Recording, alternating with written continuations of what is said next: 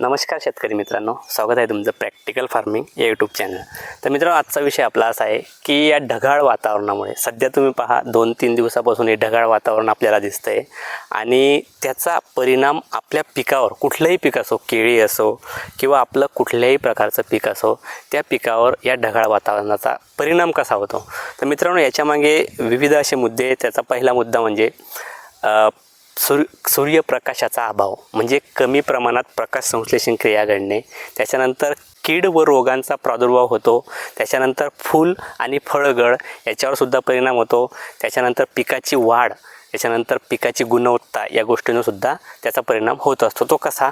तर मित्रांनो, आता बघा या कंडिशनला केळी बघा आपली, की ज्यावेळेस ढगाळ वातावरण आपल्याला दिसत असतं तर त्यावेळेस पिकाची कमी सूर्यप्रकाश मिळतो, म्हणजे अर्थात प्रकाश संश्लेषण क्रिया होत नाही।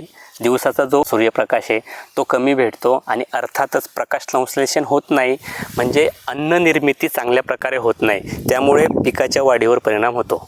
दुसरा परिणाम जर पाहिला, कीड व रोगींचा प्रादुर्भाव। आता हा कीड व रोग कसा येतो की ह्या ढगाळ वातावरणामुळे हे पोषक वातावरण कीड आणि रोगांसाठी पोषक मानलं जातं आणि मग ह्या वातावरणामध्ये यांचा प्रादुर्भाव जास्त वाढतो आणि आपल्या पिकावर त्याचा परिणाम होत असतो। तो अटॅक करतात कीड आणि विविध प्रकारचे करपा असेल, भुरी असेल, डावणी असेल, अशा प्रकारचे रोग वाढतात आणि अर्थातच आपलं पीक थोडं दगा खातं तिथं, म्हणजे त्याची थोडी वाढ खुंटते। त्याच्यानंतर परागीभवनाचा जर आपण विचार केला तर या कंडिशनला ढगाळ वातावरणामध्ये जे काही मित्रकीडा असतात, आपले मधमाशा असतील किंवा मित्र कीटक असतील, त्या या ढगाळ वातावरणामध्ये फिरत नसतात, त्यांना हे पोषक मानलं नाही, म्हणून त्यांना सूर्यप्रकाश स्वच्छ आणि निर्मळ लागतो, म्हणून ते आपल्या पिकावर येतात, परागीभवन होतं। मग ह्या गोष्टी जर त्यांना भेटल्या नाही, ढगाळ वातावरण भेटलं तर ते आपल्या पिकावर फिरकत नाही, परागीभवनाची क्रिया होत नाही आणि अर्थात परागीभवन झालं नाही तर आपलं पीक तिथं उत्पादनावर याचा परिणाम होऊ शकतो। त्याच्यानंतर पिकांची वाढ मंदावते। या काळामध्ये जी काही पिकाची जमिनीत मूळ चालते, पांढरी मूळ असेल, ती कार्य करत नाही। त्याच्यानंतर शेतामध्ये ओलाव्याचं प्रमाण राहतं, प्रकाशामुळे त्याचं वापसा कंडिशन पिकामध्ये येत नाही। या गोष्टींमुळे सुद्धा आपलं पिकाची मूळ व्यवस्थित चालत नाही आणि त्यामुळे सुद्धा मूळ व्यवस्थित न चालल्यामुळं वरती पिकाची वाढ होत नाही। त्याच्यानंतर पिकांवर परिणाम कसा होतो तर वाढ खुंटते, जे काही पोषक अन्नद्रव्ये, अन्न निर्मिती आहे ती होत नाही, त्या प्रमाणात पाहिजे त्या प्रमाणात होत नाही। अशा प्रकारे हा ढगाळ वातावरणाचा त्रास किंवा परिणाम आपल्या पिकावर होत असतो। मग यासाठी आपल्याला उपाययोजना काय करायच्या?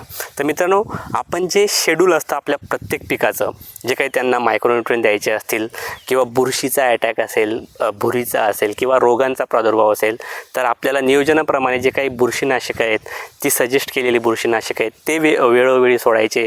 पाणी व्यवस्थापन तुमचं ही वापसा कंडिशन आल्यावरच पिकाचं आपण पाणी नियोजन करू शकतो, कारण की दलदल आणि सारखं ओलावा जर साचून राहिला तर मुळा कार्य करणार नाहीत आणि त्याच्यामुळं आपलं पीक वाढणार नाही किंवा जोमदार त्याची वाढ होणार नाही।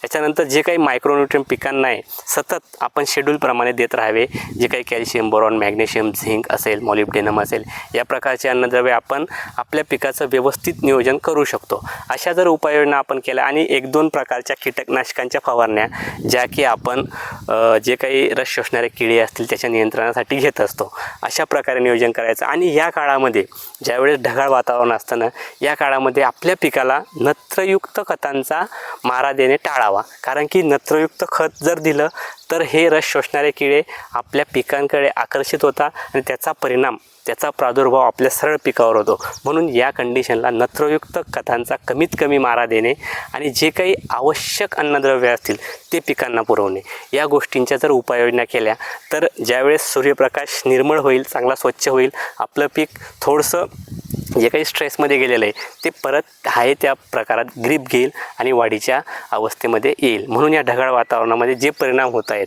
त्याला घाबरून जाण्याची गरज नाही, फक्त आपलं नियोजन, आपलं ऑब्झर्वेशन आपल्या पिकाचं आपण चांगलं ठेवायचं। वेळोवेळी त्याला जे काही शेड्यूलप्रमाणे आपल्याला अन्नद्रव्य द्यायचं असेल, फवारणीचं व्यवस्थापन असेल, पाण्याचं व्यवस्थापन असेल किंवा इतर प्रकारच्या ज्या मशागतीच्या क्रिया असतील त्या आपण व्यवस्थितपणे करायच्या, जेणेकरून आपण या ढगाळ वातावरणामध्ये आपल्या पिकाला जास्त स्ट्रेसमध्ये जाऊ देऊ नये।